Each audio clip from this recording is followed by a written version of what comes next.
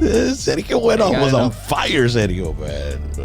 Hey, what's up, Raymond? How you doing, Dad? Hey, what's going on, Rock? How's it going, man? ¿Cómo andas, de? ¿Cómo andamos, de? Oye, dude, are we live on the air right now or what? Estamos live and in color, de. Aquí en I just want to say PVT. that I'm honored to be on such a prestigious professional talk show. This is where people get their information that's on the streets, man. This is not paid for by George Soros. This is real information. Hey. Hi, Raymond. Hey, what's going on, guys? This one is paid for by George Zamora. Not George Soros.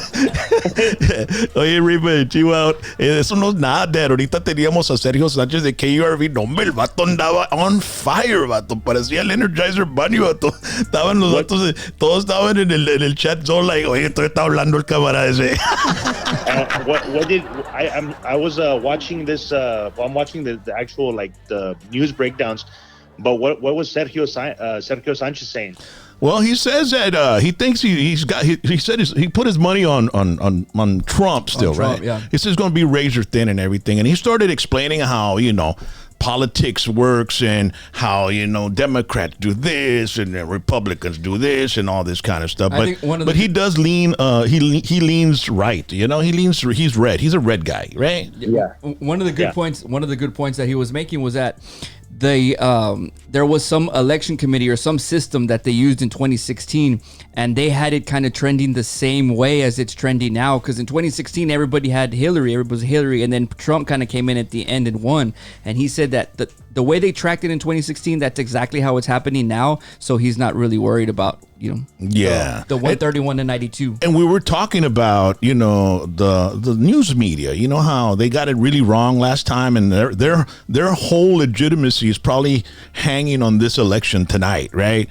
Because 1,000%. Now, we talked to him about the broadcasting and the television and the news media and all that, because he's involved in that. Now, social media, bro, I mean, it was really crazy this time around. There was a lot of, the Facebook, Twitter, they were all like in the headlines, bro, about suppressing and deplatforming and knocking people down, and even not letting a 280-year-old newspaper, put a report of a link of a report that they made on the vice president's son. I mean, they just blocked anybody that was sharing that, So and then they use a very vague community guideline saying that you violated their terms. And when they show you the terms that you agreed, they tell you like, oh, well, here at Facebook, we try to keep a safe environment for everyone.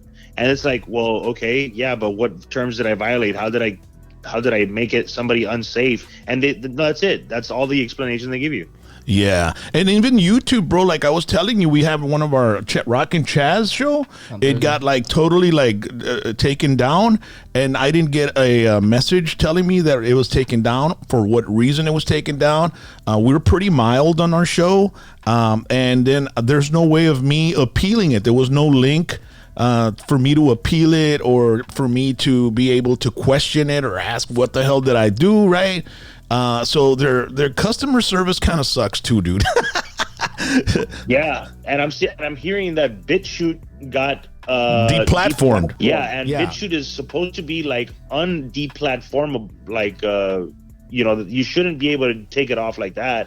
And it's like a big backup of YouTube. Like, people use YouTube accounts and they it's like an iCloud. Yeah. In case YouTube ever takes off your videos, you could say, hey, well, all my videos that were uploaded, they automatically get uploaded to BitChute. Believe it or not, we have a BitChute account, and all our shows are uploaded on BitChute. Every time we upload something on YouTube, it automatically puts it on BitChute. So we have that backup.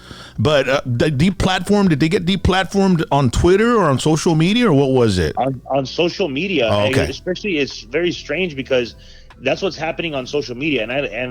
And I've seen censorship happen to me and I just to briefly explain what's going on, because people will say, hey, Raymond turned into a Trump and a pro-Trumper and all that stuff.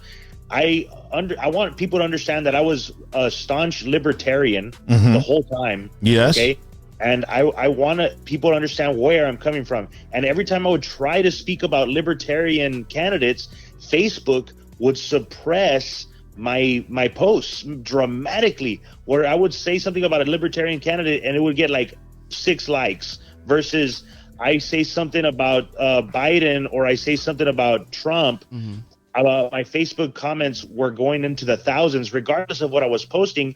And I saw the big algorithm reach with Trump and Biden, and Facebook wants you to engage in the politicizing and the polarizing of your audience. You know, they like to push, like if you put something pro-Trump, they're going to push it out to all your Democrat friends on your friends list instead of putting it to your Republican friends. A lot of more Democrats will actually see the post because it's going to cause strife on your page, and it's going to cause a lot more engagement. Yeah, engagement, and that's what makes them. Yeah, that what makes them. Another thing about Facebook and social media is, they can throttle some of your posts as well, man, and keep people from seeing them. Big time. And that's another thing. Every time you mention the Constitution, or you mention liberty, or the Declaration of Independence, or even God for that matter, man, they throttle your stuff big time. And that's what a lot of people don't understand. So my social media posts may seem a bit outlandish, but at the end of the day, I'm doing it for algorithm reach and engagement. The robots. Yeah. Engagement. destroy the robot. Warning. El de Lost in Space dead. Clickbait. That's what people need to understand is that. And when people say, "Oh, so you're just doing this for comments and attention?" Yes. Yeah. Of course. Yes. A resounding easy yes. Now they get it. Yeah, of course I'm doing it for attention. Oh, nomás porque los Cowboys are not doing good, you start talking about Trump. Yes, of course. Yes. It's all about people keeping people engaged. Cowboys out of my mouth, like, man. Yeah. Give me something to give me the engagement. Dude, how easy is it for me to get 1,000 likes on a Trump picture? It like with a click of a button, versus me creating a video that I actually try to put effort and comedy relief into. 10 likes. And then I actually put it out, and it gets 100, 200 likes, and I'm like, and then people, when I put up Trump like posts, they tell me to stick to comedy. I'm like, dude, I put comedy stuff and nobody interacts on it. Dame chale, pon algo que nos haga enojar, carnal. They want to get an emotional lift. That's what people like. Me, I see it as pro wrestling, bro. You and I love pro wrestling. A huevo. And you always have the announcers like Jerry Lawler and Jerry Lawler and Jim Ross, right? Yeah. Uh-huh. And Jerry Lawler would purposely cheer on the bad guys. Yes. Uh-huh. And dude, for ages when I was a young kid, I hated Jerry Lawler, because he would cheer on the bad guys, and I was like, why is he cheering on the bad guys?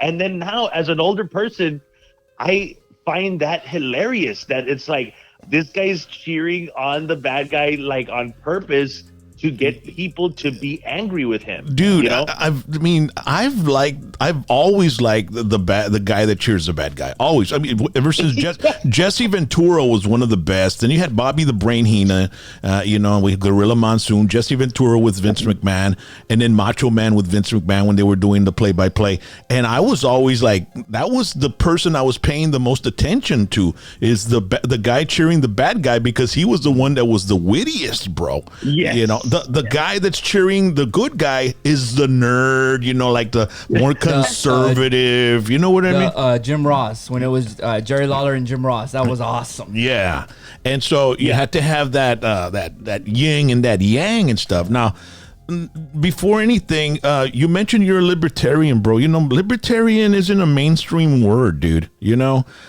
that's another reason for it. When I tell people that I'm a libertarian, they kind of look at me like, "Oh, you're a